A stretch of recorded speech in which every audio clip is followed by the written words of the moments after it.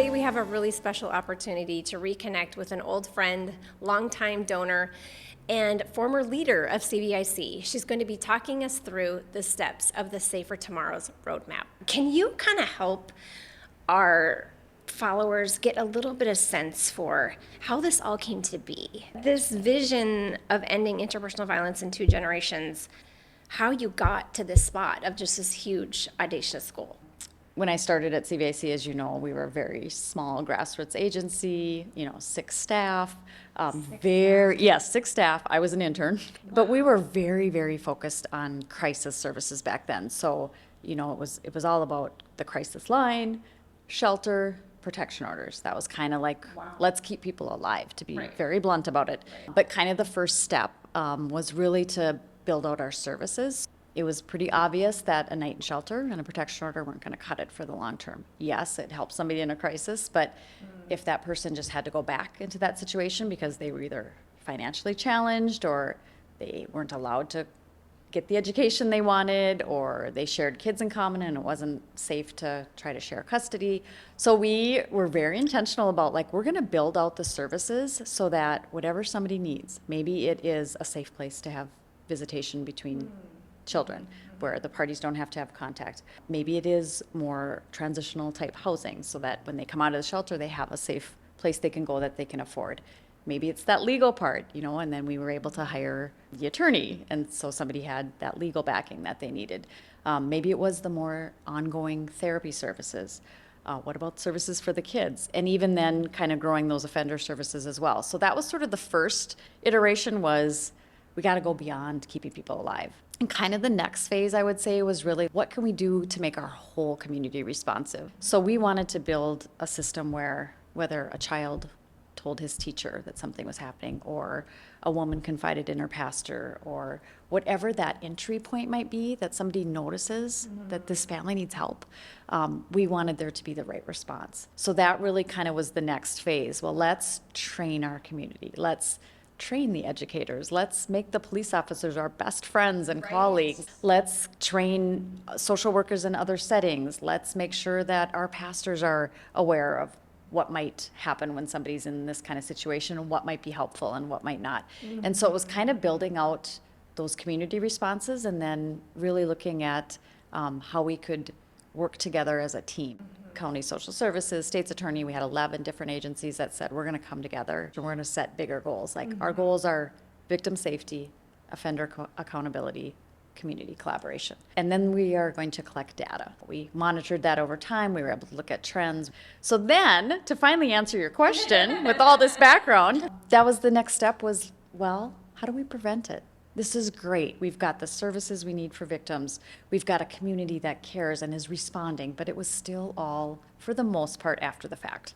And so I know something bad had to happen before these systems that we had built now could come into play. As you know, I was at CVIC almost 3 decades, so long enough for generations to grow up, right? Yeah. And I remember one day that we were helping a woman.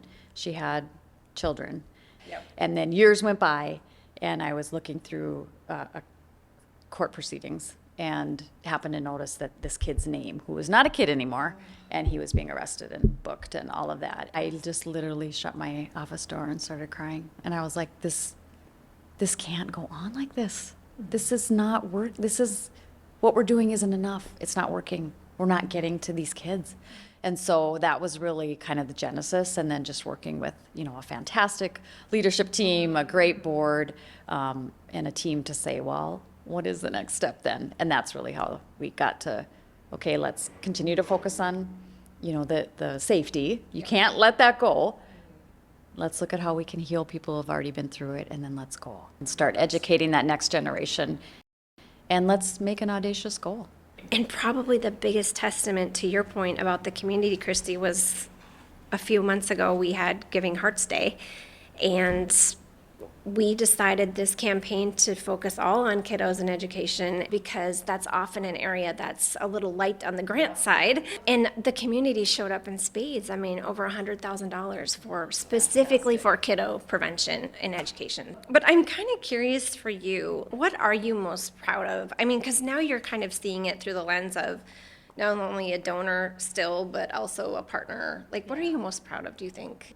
I'm so full of gratitude for the progress that's been made in the community ownership of it and just the partnerships. Like if you think about it, these collaborations that we've built and partnerships, they are very unique. So I think that has been one of the most fulfilling parts of my time there. And as I look back, it's just like we really helped to start building some of those bridges and those partnerships. If you had one thing to hope for, what would it be? I'm just curious. What we always knew with the Safer Tomorrows Roadmap is we had the data to back it up, we had the research studies to back it up, we just had to fund it. And we have funded it to a certain extent, but if we could get it 100% fully funded, and really what does that look like? That would be my dream and my hope, is that we could take it to the next level. Yeah. And I believe that can happen too. And I think there's people that want to get behind a possible dream. We're already seeing it come to life in pieces. And We have the success to show. We have the track record now. We just need to keep building on it. how is it for you now, kind of being, you're in lockstep with us still, but in a different capacity? What has that been like for you? It's really fun to be on the partner side of things. Yeah. And when I say partner, I mean in many ways. Right. Altru is a partner, being a donor, being a friend of yours, all of those ways to just not be necessarily on the front lines of this work, but being, in a more behind the scenes role. And I think, God calls us all to different things at different times in our lives.